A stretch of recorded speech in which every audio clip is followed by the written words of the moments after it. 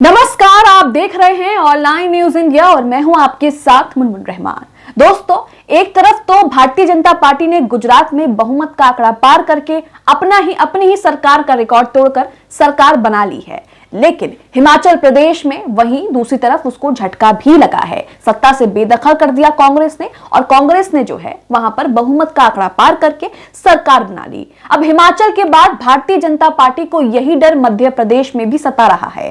हिमाचल के बाद 70 सीटों पर मध्य प्रदेश में बीजेपी को खतरा है। बीजेपी के सर पर खतरा मंडरा रहा है। कैसे मंडरा रहा है ये आपको बताते हैं। सबसे पहले तो आप ये ट्वीट देखिए। पीयूष बाबेले एक ट्वीट करते हैं। इस ट्वीट में वो न्यूज़पेपर की एक कटिंग को शेयर करते हैं। न्यूज़पेपर की कटिंग को शेयर करते हैं और उसमें लिखा है 70 सीटें भाजपा के लिए डेंजर जोन में हैं। यानी कि मध्य प्रदेश में बीजेपी के लिए सब कुछ आसान नहीं है। जिस तरीके से गुजरात में था, हिमाचल में बीजेपी सत्ता में थी लेकिन चुनाव हुए और बीजेपी वहां पर हार गई। मध्य प्रदेश में बीजेपी सत्ता में है और मध्य प्रदेश में चुनाव होने हैं, उसको लेकर बीजेपी पर खतरा जो है वो मंडरा रहा है।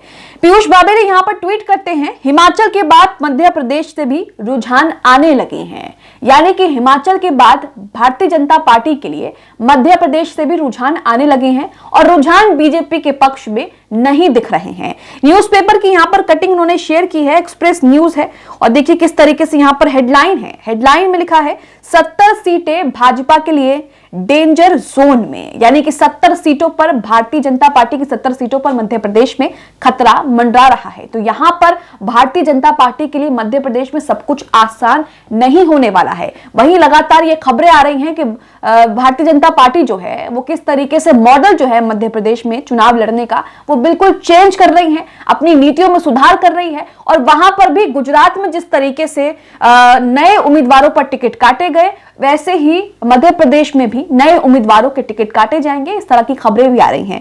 अब ये मैं न्यूज़पेपर की कटिंग आपको पढ़कर सुनाती हूं जिसमें क्या कुछ लिखा है।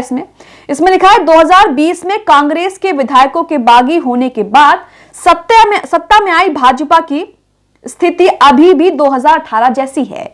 यानी पार्टी के 127 विधायकों में से अधिक विधायक हार के भंवर में पड़े हुए हैं। संघ और वनवासी कल्याण परिषद की एक रिपोर्ट ने सत्ता और संगठन की चिंता जो है वो बढ़ा दी है। वर्तमान समय में 70 विधायकों की जो सीट है वो डेंजर जोन में जाती हुई दिख रही है। यानी इन पर हार का खतरा जो है वो मंडरा रहा है। 70 सीटें कम नहीं होती और अगर भारतीय जनता पार्टी को मध्य प्रदेश में फिर से सरकार बनानी है तो 70 सीटों का कोई ना कोई उनको सॉल्यूशन जो है वो ढूंढना ही पड़ेगा। इसी के साथ आपको बता देते हैं कि किस तरीके से भारतीय जनता पार्टी जो है वो मध्य प्रदेश में बड़े बदलाव कर सकती है और किस तरीके से उन बदलावों को लेकर किस तरीके से क्या कुछ बातें हो रही हैं ये आपको बता देते हैं। बताया ये भी जा रहा है, सुनने में ये भी आ रहा है कि जिस तरीके से भारतीय जनता पार्टी ने जो नीति गुजरात में अपनाई, गुजरात चुनाव में अपनाई, वही नीति मध्य प्रदेश के चुनावों में भी अपना सकते हैं। लेकिन देखना तो यह होगा कि तमाम नीति अपनाने के बाद भी भारतीय जनता पार्टी जो है वो मध्य प्रदेश में क्या कमाल दिखाएगी।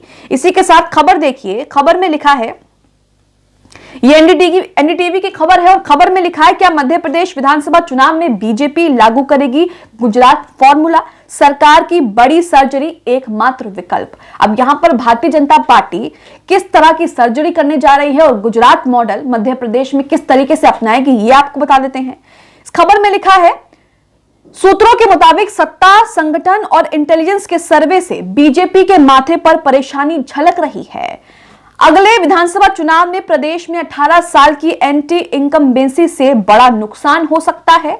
ऐसे में हल एक ही है, सरकार की बड़ी सर्जरी। मिशन 2023 में ग्वालियर, चंबल, बुंदेलखंड और विंध्य बीजेपी के लिए मुश्किल भरा हो सकता है। इन्हीं इलाकों से केंद्रीय मंत्री ज्योतिरादित्य सिंधिया, नरेंद्र सिंह तोमर, राज्य के गृह मंत्री नरोत्तम मिश्रा और बीजेपी के मध्य प्रदेश प्रमुख वीडी शर्मा आते हैं।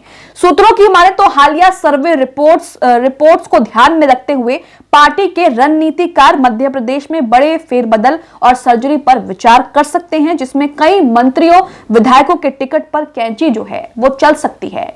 यानी कि यहां पर भी गुजरात फॉर्मूला जो है वो अपनाया जा सकता है।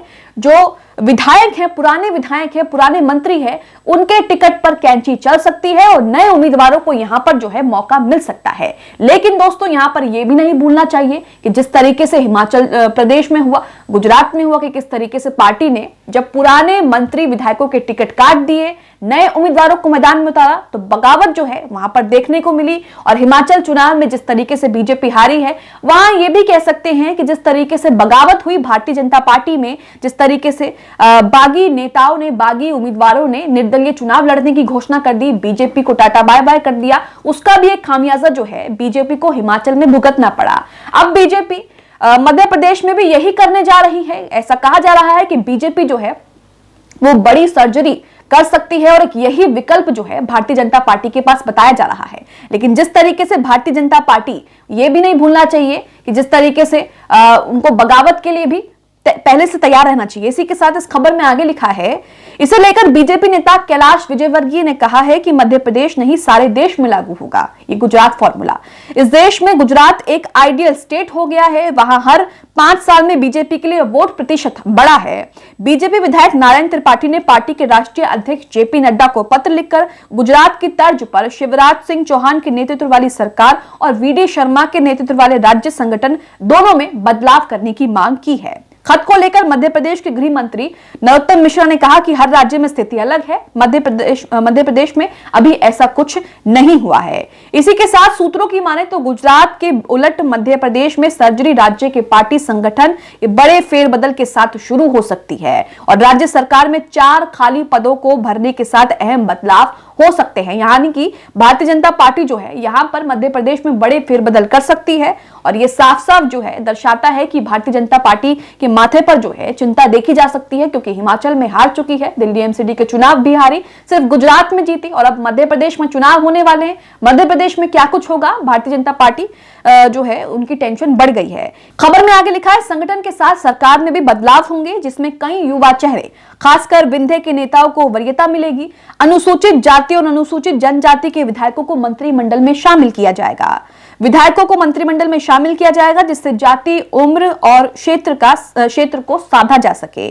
फिलहाल राज्य में भी 30 मंत्री है, जिनमें से 10 क्षत्रिय, 8 ओबीसी, 3 एससी, 4 एसटी, 2 ब्राह्मण। सूत्रों के मुताबिक हालिया सर्वे के आधार पर मौजूदा 127 में से 60 से 70 विधायकों के टिकट जो हैं वो कट सकते हैं। यानी कि यहां पर जो है किस तरीके से लगातार खबरें भी आने लगी हैं कि फेरबदल होगा और इसी के साथ बीजेपी जो है, भारतीय जनता पार्टी जो है वो मध्य प्रदेश में कम से कम 60 से 70 सीटों पर जो है उन पर खटका मंडरा रहा है, डेंजर जोन में बताई जा रही हैं। और इसी के साथ मध्य प्रदेश में किस तरीके से चीजें बदली जाएंगी और उसके बाद बगावत के जो सुर हैं वो भी उठेंगे और ये भी किस तरीके से नोटिस करना चाहिए कि जिस तरीके से हिमाचल प्रदेश में हुआ, बगावत के सुर हुए और उसके बाद किस तरीके के नतीजे देखने को मिले, यहां पर भी उसी तरीके की चीजें देखने को मिल सकती हैं। तो उसके लिए भी भारतीय जनता पार्टी को तैयार रहना होगा। आप क्या सोचते हैं मध्य प्रदेश में भारतीय जनता पार्टी की स्थिति को लेकर, हमें कमेंट बॉक्स में जरूर बताइएगा। इसी के साथ चैनल को सब्सक्राइब कर लिए, बेल आइकॉन को जरूर प्रेस कर लें ताकि जैसी कोई खबर, कोई वीडियो हम डालें उसका नोटिफिकेशन आप तक सीधा पहुंच सके। इस खबर को अभी लाइक करें, शेयर करें, अभी चैनल को सब्सक्राइब करें और घंटी जरूर दबाएं।